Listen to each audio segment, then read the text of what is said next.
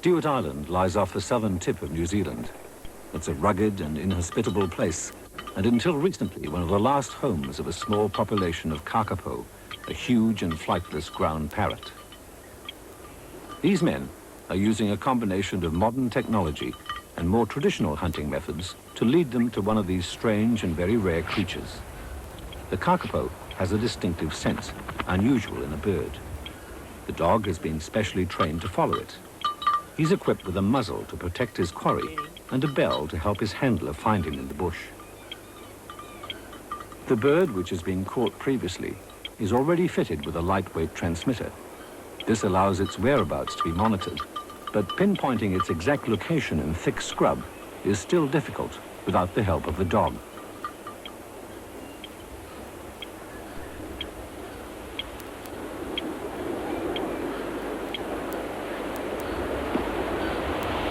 Stewart Island now has large numbers of feral cats, so any surviving kakapo are being captured and taken to other islands where predators are absent. The kakapo is at the top of a long list of severely threatened animal species in New Zealand. Now conservationists are developing a variety of techniques in answer to the awesome problem of saving as many species as possible from extinction.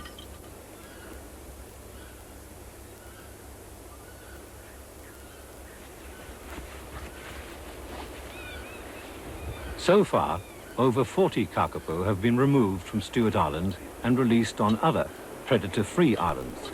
It's a time-consuming and expensive business, but no one would doubt it's worth the effort, or would they? For New Zealand has so many threatened species, it may not be possible to save them all, or even be feasible to try. But no one is prepared to give up on that strange and ancient New Zealander, the kakapo, just yet. This particular bird is a male, and he's going to be sent north to an island in the Marlborough Sounds for safekeeping. It means that for the first time in his life, this flightless parrot is going to fly.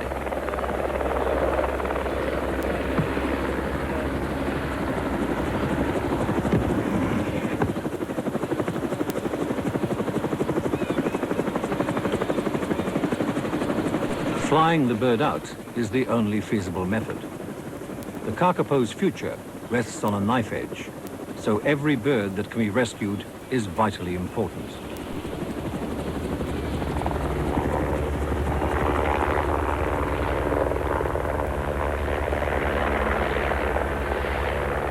New Zealand is a land of outstanding contrasts. Its wide variety of habitats, coupled with its isolation from other land masses, was responsible for the evolution of a unique collection of native animals and plants. Birds, in particular, flourished here, and in the absence of any predators, many lost their power of flight and became ground dwellers. But this marvelous assortment is fast disappearing as a result of man's impact. In the first 900 years of Polynesian settlement, 33 species of birds were exterminated. In the 150 years since the coming of Europeans, 11 more species have been driven into extinction. Before the coming of man, 80% of New Zealand was forested. The Polynesians began to clear the land by burning, but deforestation really accelerated after European settlement. Today, less than a third of the original forest cover remains. In many parts of New Zealand, plantations of pine trees now dominate the landscape. The Europeans also introduced a whole range of alien animals. Some began to devastate the vegetation, while others turned their attention to the native creatures. Having evolved in a predator-free environment, they were quite defenseless against this set of new enemies. But even as far back as the turn of the century, there were pioneer conservationists, men like Richard Henry, who understood the plight of the native species. He used dogs to catch ground-dwelling birds, which he placed for safety on islands in Dusky Sound, his home for part of his life. Sadly, and almost without exception, these early conservation attempts failed. Today, New Zealand has the dubious distinction of having more extremely rare species of birds than any other country, 11% of the official international total. And other species, including invertebrates, reptiles, even plants, are joining the list all the time. To deal with this rising tide, conservationists in New Zealand can no longer leave anything to chance. Carefully calculated strategies are now aimed at as many species as possible. But New Zealand now has so many threatened creatures, it's difficult to give them all immediate attention. One of the hardest tasks conservationists face is determining how rare such species really are, when some have scarcely been studied at all. One example is the New Zealand dotterel. It's found in two small, quite separate populations. Confined only to New Zealand, it seems to have declined since the end of last century. But exactly how many of these dotterels survive? On the North Island, New Zealand dotterels are confined to limited stretches of coastline, where they're found principally on spits and foreshores. They can be caught using the traditional bird trapping technique known as mist netting. For birds like dotterels, a simple system of identification in the form of colored plastic leg bands can be used. Each bird is given a different combination of colors.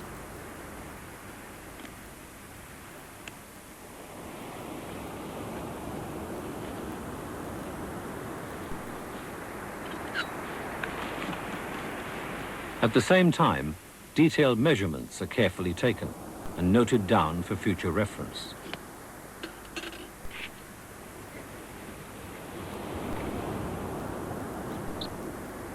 Dotterels on the North Island are easy to observe, and the colored bands on their legs show up clearly. In time, color banding will allow a more accurate profile of this little-known wading bird to be established. Not all species are as easy to observe as dotterels. The method used to study one species often can't be used with another.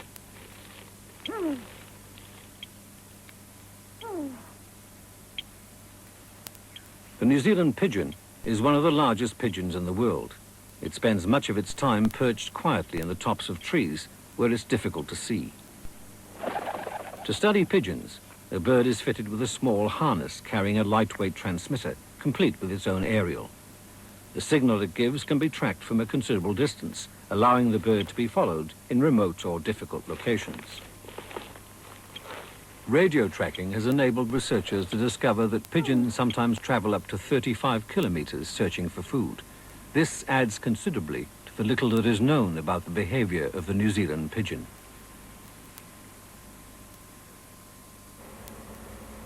Research doesn't only help to determine the numbers and movements of animals. Recent advances in the science of genetics have furthered considerably our knowledge of the variation in species. Though the tuatara may look like a lizard, it's actually the only living descendant of a quite separate group of reptiles which evolved alongside the dinosaurs. Though they died out millions of years ago, the tuatara still survives in New Zealand. Now, new information about this very ancient animal has resulted from analysis of its blood proteins. We're using a technique called allozyme electrophoresis to examine genetic variation in tuatara. We're doing this using blood samples that we've collected from tuatara from about 24 islands around New Zealand. The most surprising result, perhaps, has been the discovery of a new species of tuatara, a second one in addition to the one that's been well known for quite a long while. This one species occurs on only one island and thus is of especially high conservation value. The use of these techniques allows us to search for genetic variation. It's led to the identification of many, many new cryptic species worldwide, cryptic species being animals or plants that are differentiated from each other genetically, but externally look quite similar to one another. Monday, In the past, the traditional method of saving wildlife has been to set aside areas of land as reserves. Shore nesting birds are very prone to disturbance during their breeding season. Their nest sites and eggs can easily be damaged by visitors to the beaches where they breed. Keeping people away from birds like these Caspian terns allows them a much better chance of raising their young.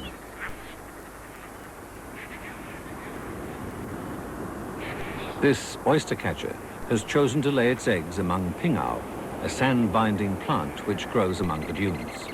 Pingao is itself threatened, for in many places marram grass has been introduced as a more efficient stabilizer of sand dunes and is replacing the native pingao. While reserves help to reduce the level of disturbance to wildlife from people and their activities, it's not so easy to control other destructive agents. However, New Zealand has many offshore islands. Some are still free of predators, and they offer more promise as wildlife sanctuaries for species like the saddleback. By the end of last century, saddlebacks had died out on the mainland. Both North and South Island subspecies were each confined to a few offshore islands that rats and stoats didn't reach.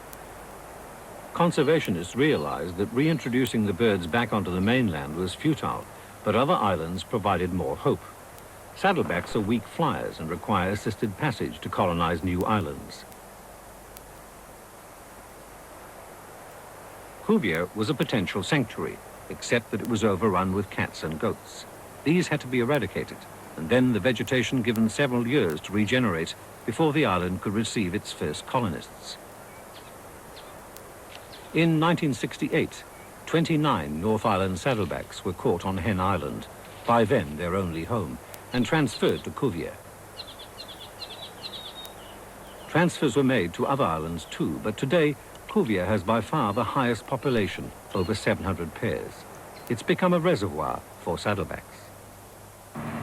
Birds surplus to the Cuvier population can be removed and relocated elsewhere. On arrival at their new home, the birds, already color-banded for identification, are liberated as early in the day as possible to give them time to find food, water, and shelter before dark.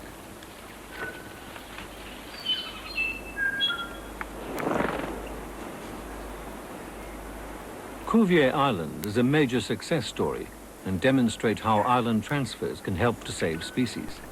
But without adequate preparation, Cuvier would have been quite unsuitable for saddleback releases. Goats had denuded the vegetation, making the island uninhabitable for birds.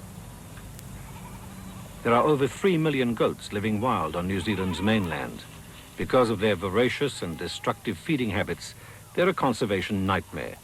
But in one place, goats are being allowed to stay in a wildlife reserve, along with an introduced plant, gorse. They're playing an important role in saving a threatened species. New Zealand has proved an ideal environment for gorse, and since its introduction as a hedge plant, it's spread like wildfire. This tough and resilient plant is normally classified as a noxious pest, but at Mahonui on the North Island, it seems to have provided a vital new home for rare giant wetters. The spiny branches afford protection from predatory rats, stoats, and hedgehogs. At the same time, gorse is an excellent food plant for wetters.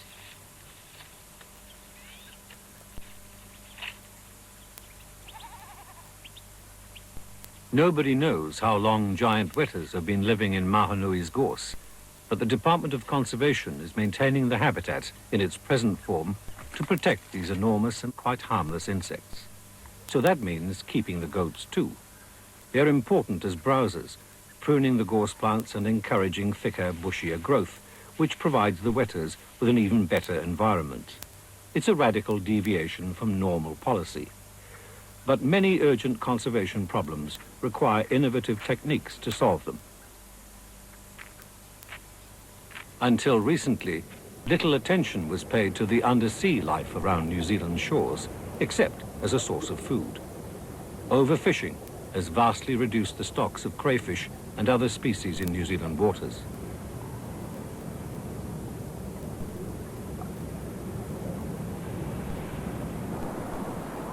But at Lee, in the North Island, is New Zealand's first marine reserve. A section of coast 5 kilometers long and extending 800 meters offshore has been set aside as an underwater sanctuary. The driving force behind its formation was marine biologist Bill Ballantyne. This marine reserve at Lee was established in 1977 as the first one in New Zealand. It's very simple, strict rules. No killing, no removals, no disturbance of anything. On land, in a national park, that would be commonplace, but it was a revolution when we first did it in the sea. It's only small, but it's a great success. Popular with people, they come in droves to look at the rich natural life, but it not only provides for increased stocks of fish, but as a breeding reserve. It's a stud farm for crayfish and snapper and refuge for red moki, and all the complex processes that we're just beginning to understand. From the rocky shore right down to the deep reefs, each zone is modified by the animals which inhabit it. Close inshore, the rocks are covered with bladder kelp. Further down, sea urchins graze the kelp, leaving a distinctive zone of algae-encrusted rocks, an important feeding zone for young fish.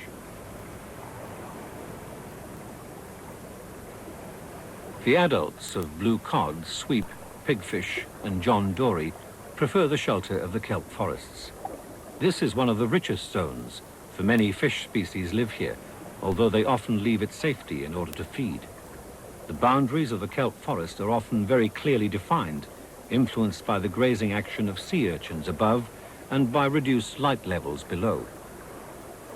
The deep reefs are the principal home of crayfish, now regaining their former size and abundance at Lee, as a result of more than a decade's protection.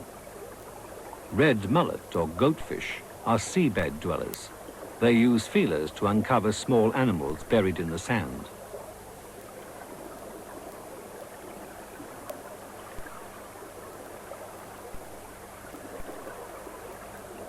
Sponges also grow in the deep zone, in what are called gardens, although sponges are actually animals, not plants. Marine life has increased dramatically within the reserve. Fish stocks in the surrounding areas have begun to improve too. Lee Marine proves that undersea life badly needs conserving in New Zealand, but is one small reserve sufficient? Speaking personally, I think we need a lot more, and I'm aiming for at least 10% of everything. Banks Peninsula in the South Island is the site of New Zealand's first reserve for marine mammals. It was established to give protection to Hector's dolphin.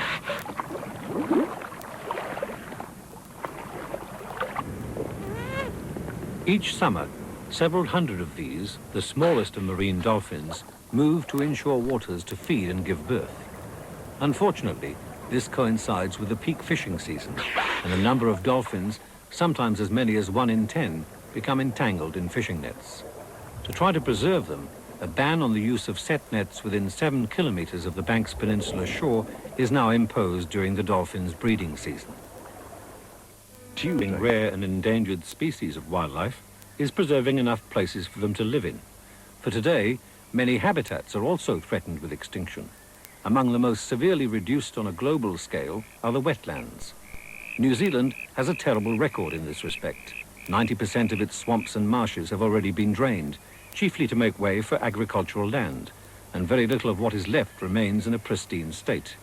By comparison, the United States has managed to retain about half the area originally covered by its wetlands.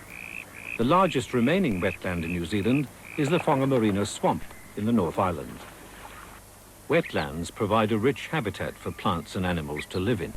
Some, like the New Zealand fernbird or matata, are primarily restricted to marshland scrub. While still fairly widespread, draining of the marshes has undoubtedly affected its distribution.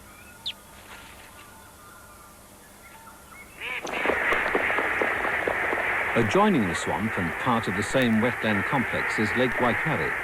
In winter, Waikare is the home of one of the largest concentrations of duck in the country, including grey teal and New Zealand shoveler, as well as introduced mallard. Thousands of duck assemble here because it's a prohibited area for hunting. But are they really safe here? In recent years, water levels in this whole wetland have been falling as surrounding land continues to be drained. But plans to halt this drying out process now centre on the river draining from the swamp. John Greenwood is the Department of Conservation's protection manager for the Waikato region. Well, over the last 20 years, there has been, for a number of factors, a reduction in the mean low water levels in the river. Perhaps 2 metres lower at its mean summer low flow than what it really should be, or would have been 20, 40, 50 years ago. And this has resulted in a drying out of the wetland swamps and bogs as the water is down drawn into the river. So our intention is to attempt to build some weirs in the river, perhaps here or a little bit further upstream, and thereby keep water in the whole wetland and make it a better place for the bird life, the plant life to live in than it is at the moment. But some of New Zealand's other remaining wetlands may now be beyond redemption. Expanses of open water and marshland are typical of some coastal areas, especially among sand dunes behind the beaches.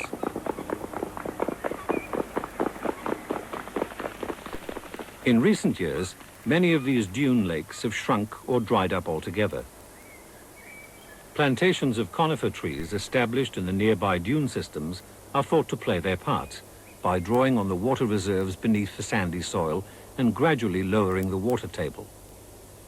Lake Kerita on the west coast of the North Island is an extensive dune lake. It's an important refuge for the New Zealand dabchick, a species confined to shallow lakes in the North Island, where probably less than 2,000 remain. But Lake Kerita is shrinking rapidly, and the dabchicks are in danger of losing yet another important part of their habitat. The wildlife of New Zealand's rivers is also threatened with habitat loss. The blue duck feeds on the aquatic insects abundant in the clear torrent rivers. It's well adapted to living in turbulent water and blends perfectly with the boulders among which it lives.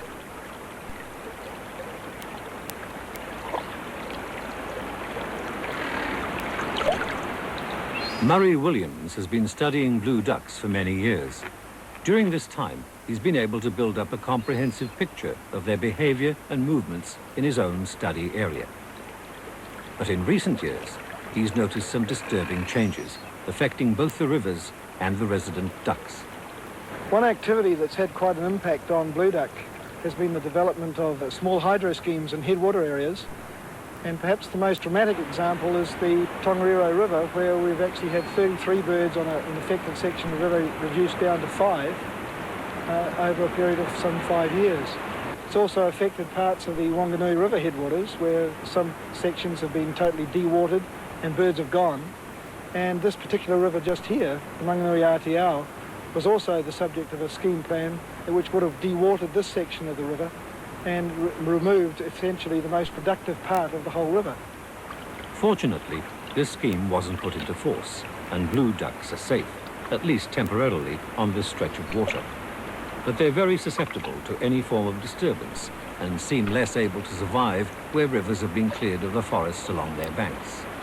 Most importantly, they require a plentiful supply of aquatic insects to eat. Damming and diverting the mountain torrents for hydroelectricity, in turn, reduces their flow and the life they contain. For the blue duck, it spells disaster, since they are highly specialized birds, unable to live away from whitewater rapids and the food supplies they contain. No white water simply means no blue ducks. The relationship between an animal and its food supply is of course crucial.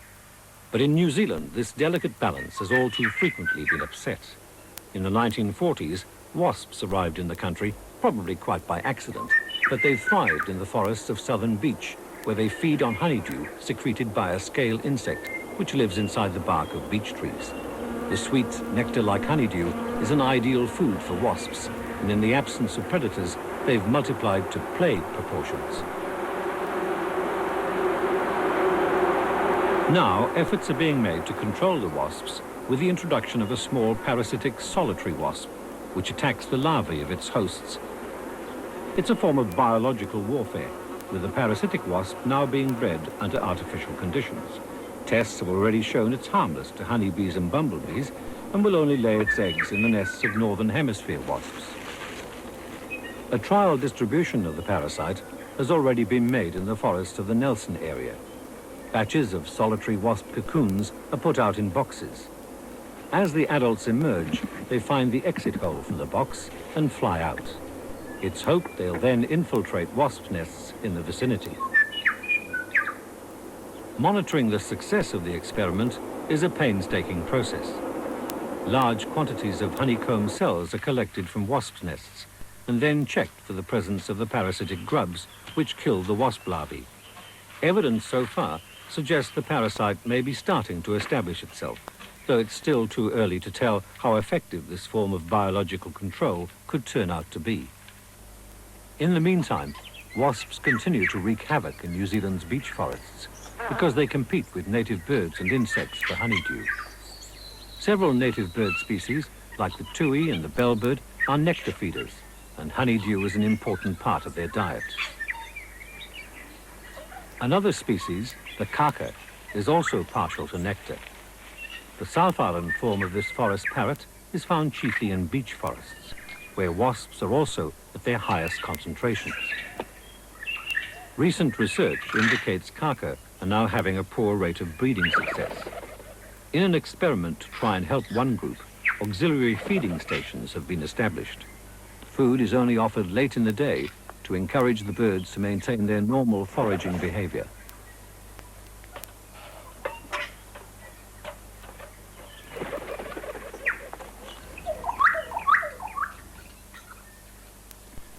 Honey water provides energy. It supplements the birds' intake of honeydew, which wasps are now denying them, particularly when the insects reach high densities in late summer. Foods like cheese and nuts augment the protein part of the kaka's diet, which is fundamental to breeding success.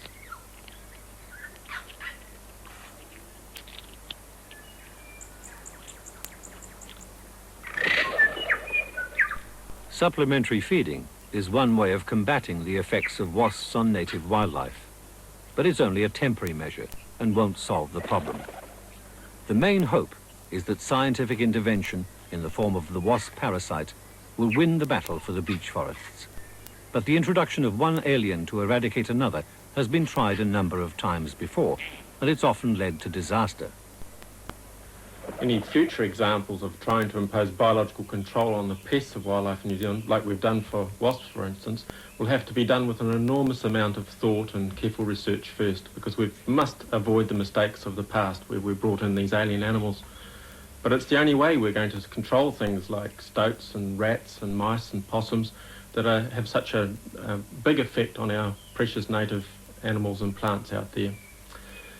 For instance, if we were to try and attack stoats, that might have a knock-on effect to bring back more rats than we used to have. And those rats then might have an even greater effect on the native birds that we're trying to save.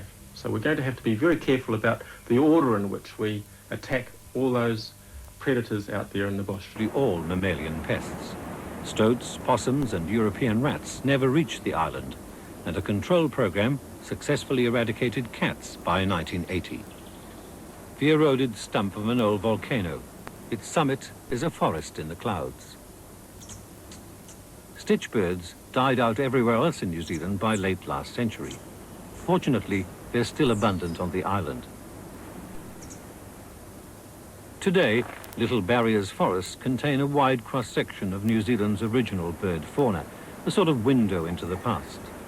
Several species have been introduced here, including the very rare kakapo.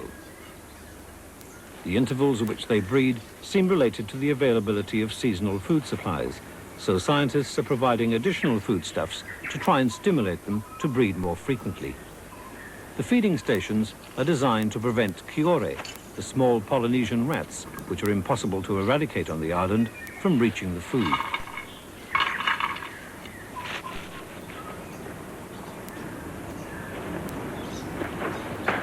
Kakapo regularly visit the feeders, though they rarely, if ever, come before nightfall.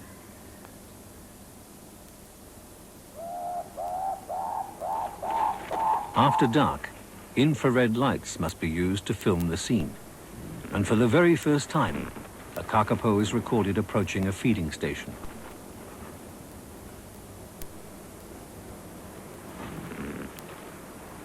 Scientists have also been able to observe kakapo at the feeders using a xenoscope, a light-gathering telescope effective after dark.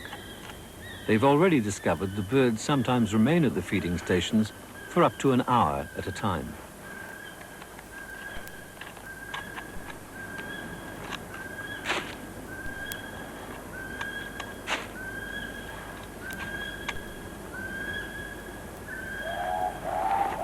Artificial feeding is one method of inducing a species to reproduce more successfully.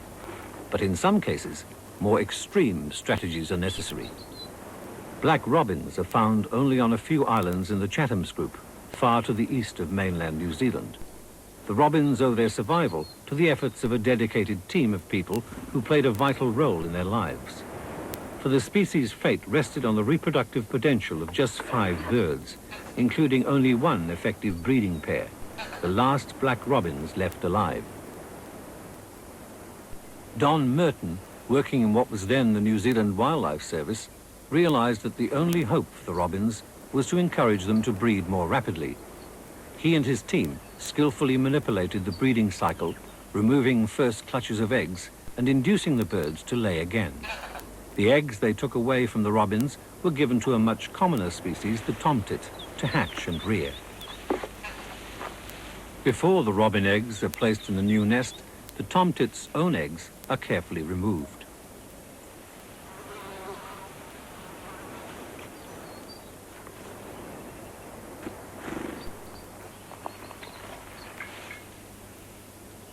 When the exchange has been made, the tomtits will sit just as happily on the robin eggs as on their own. Although this fostering technique successfully increased the robin's reproductive rate, it created a problem too. Young robins reared in tomtit nests became imprinted on their foster parents. In time, this would provide them with an identity crisis, something the tiny robin population could ill afford at such a crucial stage. It was vital that the young black robins paired with their own kind and not with tomtits when they reached maturity. To ensure this, it became necessary to place the young fostered robins in the nests of their own species for the later stages of rearing. It proved safest to leave them with their tomtit foster parents until they were about 14 days old, and then move them across to a robin nest for the final period before they fledged.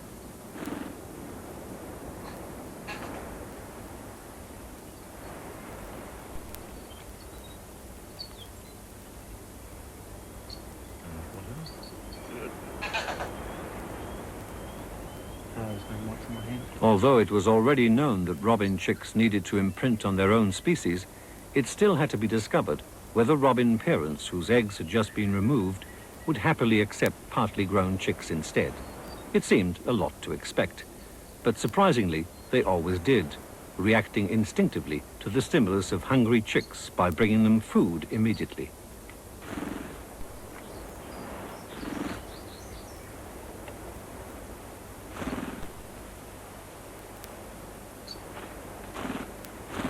Don Merton's timely intervention saved the black robin.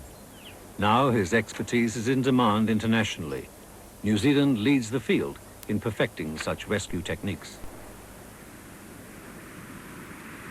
Another example in the Murchison Mountains of the South Island involves the takahe. The takahe is a heavy flightless rail which was considered extinct until its dramatic rediscovery earlier this century.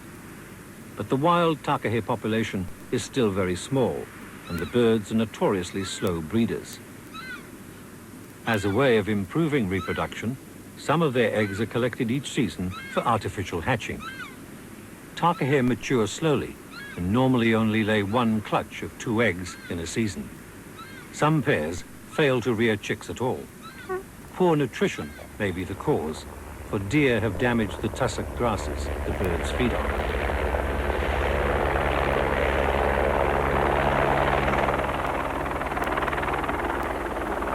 The remaining takahe live in a very remote area, so their eggs are flown out to a specially designed rearing unit.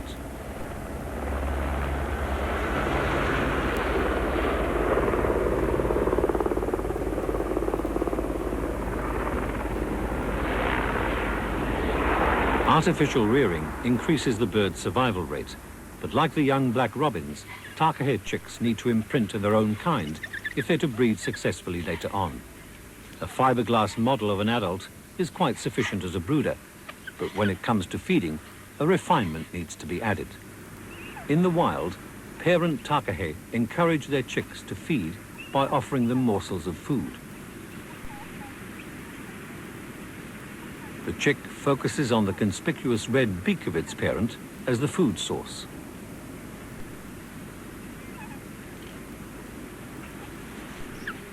Because artificially reared takahe could easily imprint on people, elaborate precautions in the design of the rearing units are taken. The puppet feeder completes the illusion. It does all the feeding in the crucial first weeks.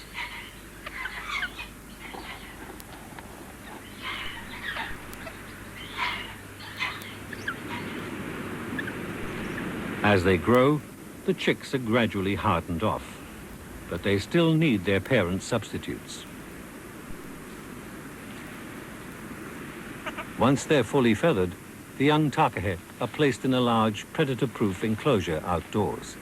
Now their human benefactors can show themselves, and the dummy parents are no longer required. The birds have established their identity as takahe and can obtain sufficient companionship from the rest of the group. Soon they'll be moved to an even bigger pen in a nearby mountain range. Finally, they'll be released into the wild to help form a new colony of takahe, which is being established here.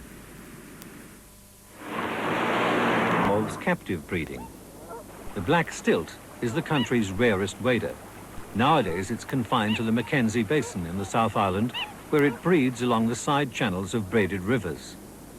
The much commoner pied stilt is also now found here, and it's this species which poses a threat. It's become difficult for the remaining black stilts to find mates of their own species. Increasingly, unmated birds are turning to the pieds for breeding partners. The genetic purity of the black stilt is fast being lost in the process, and the result is a proliferation of hybrids, which also breed together freely. This produces a confusing range of plumage patterns in the hybrid population. Now there are less than 100 pure black stilts. Cats, ferrets and stoats all prey heavily on their nests, and only a small proportion of eggs laid in the wild produce chicks that reach the flying stage. As one way of improving the survival rates, a captive breeding centre has been built within the breeding range of the remaining wild black stilts. Birds bred in aviaries were established in spacious enclosures designed to mirror their natural environment.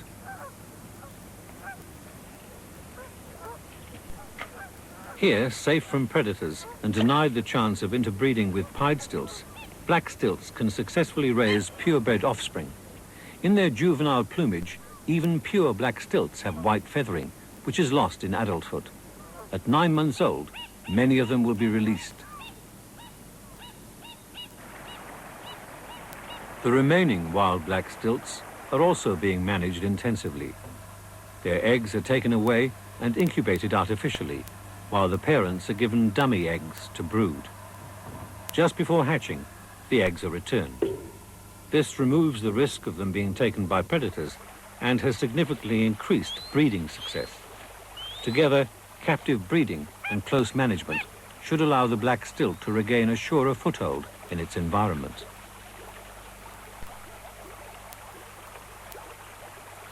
Captive rearing is playing an important role in conservation, but it's still considered preferable to try to preserve wildlife in its natural habitat. Traditionally in New Zealand, that's meant placing animals on offshore islands. Now a new concept has emerged. At Mapara, in the North Island, a 1,400-hectare block of forest is completely surrounded by open farmland, creating an island of forest in a sea of pasture. Mapara is an important refuge for the kokako, or blue-wattled crow. And like its smaller relative, the saddleback, the kokako has managed to survive on the mainland of New Zealand. But kokako will only survive here if their habitat continues to be available. Phil Bradfield is trying to make sure Mapara stays suitable for them. Here at Mapara we're attempting to control predators. That's the rats and the mustelid family, which includes ferrets, stoats and weasels. It's an ongoing program because if we don't keep on trapping them, they will reinvade the reserve from all the surrounding farmland. I suppose you could liken my role here to a gamekeeper in Britain controlling predators on the pheasant shooting estates. We're doing the same here, except we're protecting kokako. On the mainland, it's impossible to eradicate these pests, but keeping them at a low level in the kokako's breeding season is vital to the success of the Mapara project. Stoats and rats prey on kokako's eggs, while possums compete with them for food. Phil can also monitor what effects some of his traps are having. Rats leaving their footprints on this ferric nitrate pad indicate the present level of activity.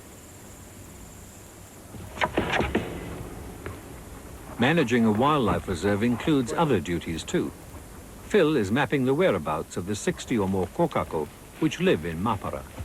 They have extensive territories and spend a lot of time high in the trees.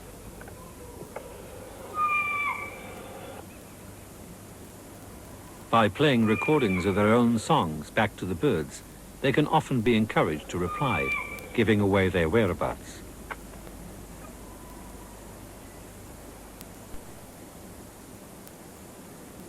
Monitoring kokako isn't the easiest job in the world. It means in the summer getting up at 3:30 to be out here at the crack of dawn at 4:30 when you can find them singing from traditional song posts.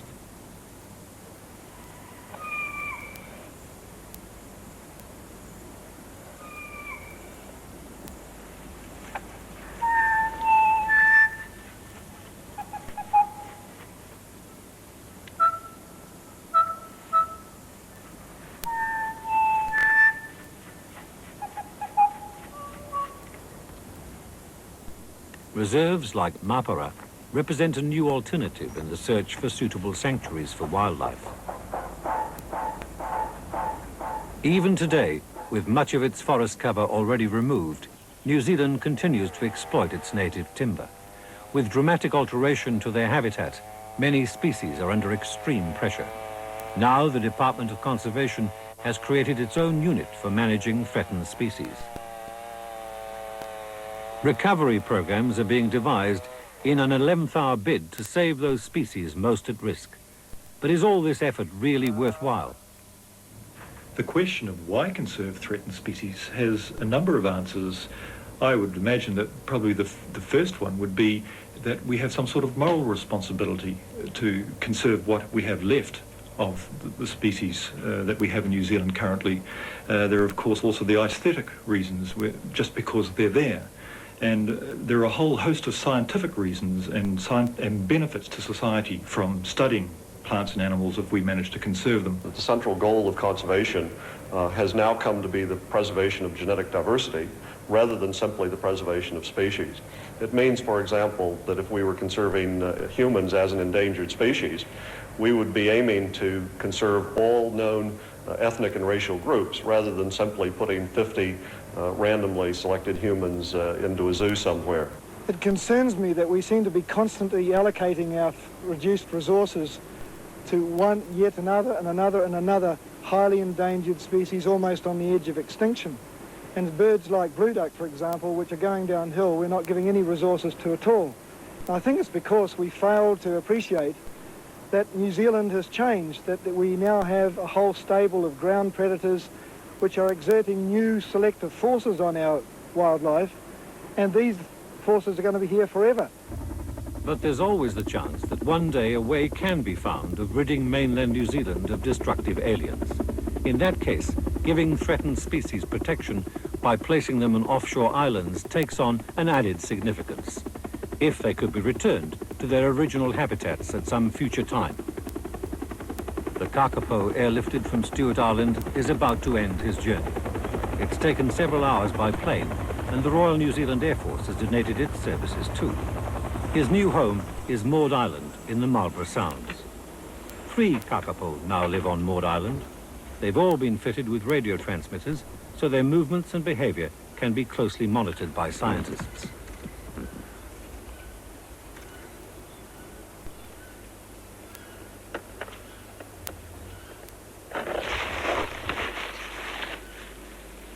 Maud Island will provide a congenial environment for this strange and vulnerable bird, for here, predators are absent.